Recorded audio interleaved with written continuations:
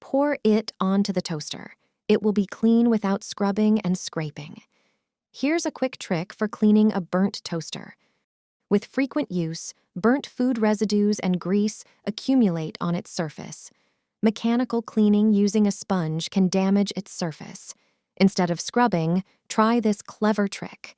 In a container, pour 4 tablespoons of potato flour.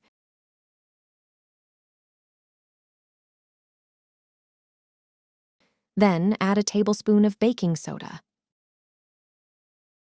Soda is an eco-friendly alternative to cleaning chemicals. It has properties for removing stains, unpleasant odors, and disinfection. Pour 50 milliliters of water into the mixture. Mix it all together. Pour the mixture onto the heated toaster, covering the entire surface. Then, close it and leave it for a few minutes. When the mixture heats up, it will form a white paste. Remove it with a fork. All the dirt, grease, and residue will stick to it.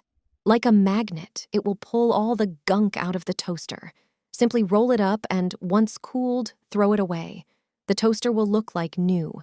Its surface will be free of scratches. This recipe is natural and safe for health. There's no need for chemical cleaning agents for burnt residue.